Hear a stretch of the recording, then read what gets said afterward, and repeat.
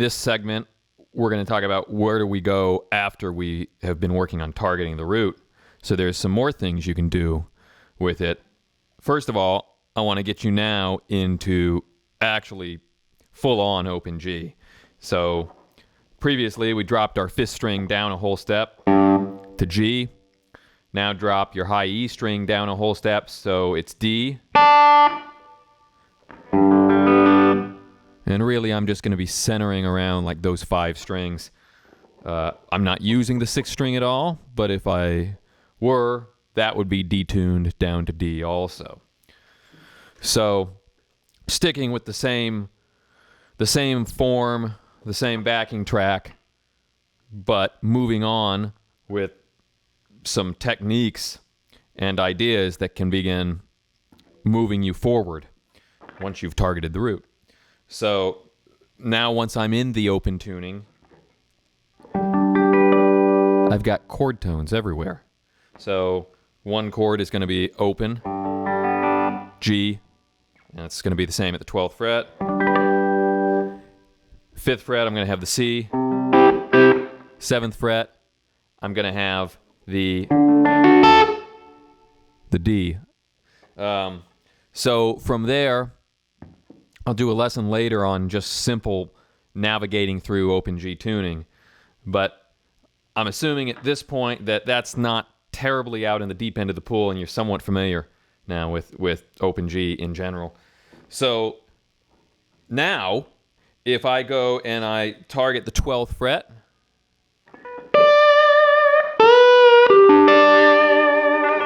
all of those are going to be good notes. I don't even need to learn scale formations or relearn my fingerboard, per se.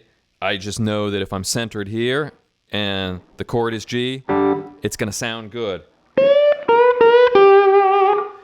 Please, whatever you do, if you're not already familiar, go listen to Can't Be Satisfied by Muddy Waters. You can get more out of that in 2 or 3 minutes than just about anything. So once you're in open G, if you just play those 3 strings, 1st string, 2nd string, and 3rd string, you just slide into the 12th fret, it's all going to be good stuff. And then you can just do it again. I mean, I didn't make that up. This is like textbook Muddy Waters kind of stuff. So maybe the 3rd time I play that, I move down to the 4th string, to the D string. I wind up ending on the 4th string. And then maybe I begin on the 3rd string and then go back to the 4th string. But it's all centered around the 12th fret. It's all right around here. And then if I want to deviate from the 12th fret just to get that flat 3rd, I might go here to the middle part of the neck. 8th fret up to 9th fret on the 4th string. But then immediately back to the 12th fret on the 5th string. So that's a lot of the lick that I'm playing. But what matters even more than that lick is these are the concepts. How are we going to get in tune and stay in tune and develop a good sense of pitch? So because they're chord tones, it's like the next step after we've begun with the root. So the ear, like I said last time, is really going to hear it very much so if your root is not in tune. If it's ouch. Okay? But along with getting the root in tune, and that's going to be very obvious when it's in tune, chord tones in general are going to be really obvious too. So like this, the 1st string now in the open tuning, that's the 5th of the chord. Sometimes in blues you want to flatten the 5th just a little, but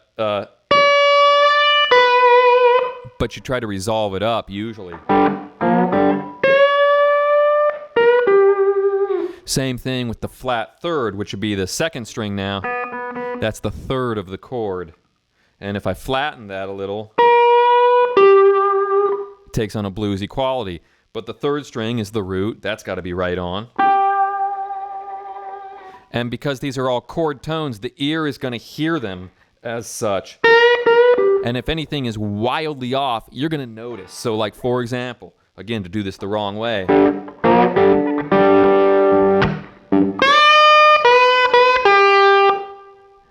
You're just going to notice because the ear is so used to chord tones. So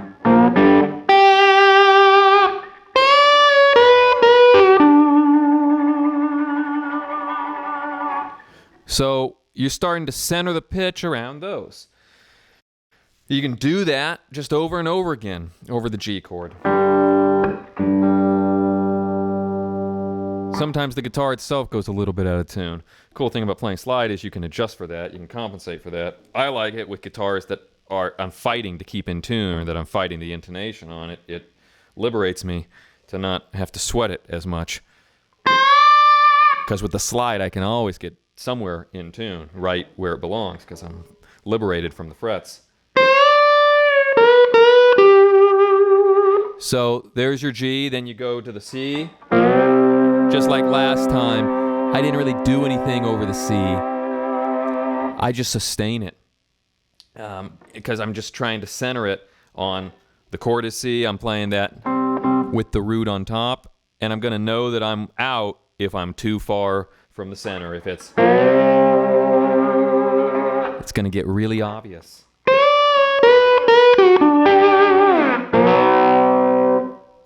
You know it's wrong, right? It's plain as day. You know, that's not good either. So again, just chord tones and roots.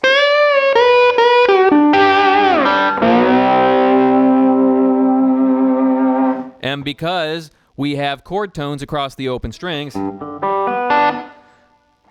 if you just slide back, you get that flat third, which is really a bluesy sound. You can do that with the slide.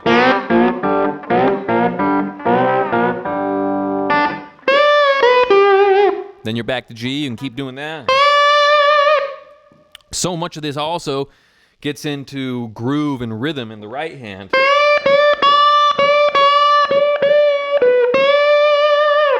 You know, how many times do I want to repeat a note, and what placement in the bar do I want to place it on? What part of the beat?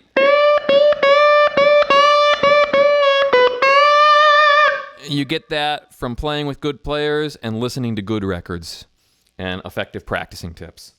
So, but as far as the mechanics of the left hand, it's pretty simple.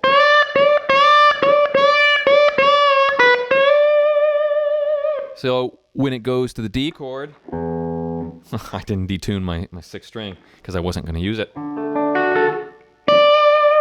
That now becomes the root of the D chord because it's a D note.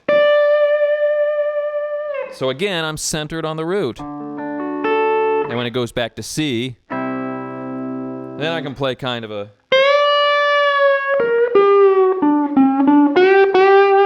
some kind of stock blues lick there. And it almost doesn't matter because this is not a note-for-note lesson or like an exact solo that I'm showing you in particular, but the important thing here is the concept. And so that's really all you need to dial in on. There are some other licks I did in there. Dwayne liked open E, of course, but I'm here in open G and I can get the same approach. So I'm just going there.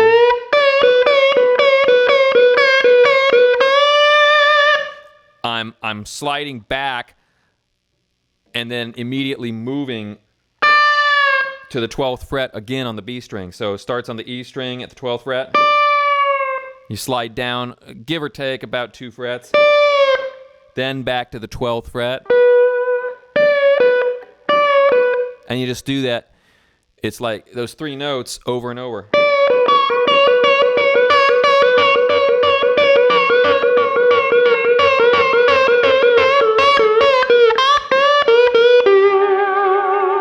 And it's a little sloppy there on the end, but that's the idea.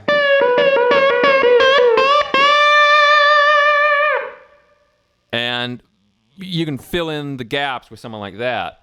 But again, that's getting into specific licks, and that's not at all the point of this.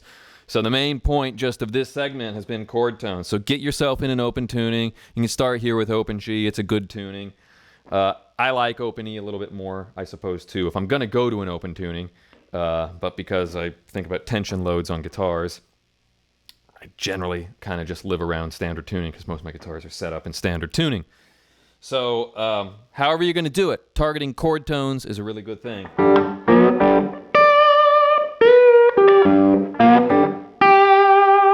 So what are chord tones? 1, 3, 5, flat 7. And I can get into some of the theory of that in another video if that's not exactly clear here for anyone. But that's it, and that's the whole deal with what I did there on that little beginning bit. Sort of like taking a Little Red Rooster form and putting Can't Be Satisfied licks on top of it. So think about that. You can implement that in all kinds of ways. Be creative with your practice techniques. You can take those approaches and just use it in any piece of music that you're working on. Certainly you're probably working on some slide guitar stuff if you're sticking with me this far into this. So anyhow, I'll see you the next time, and happy practicing.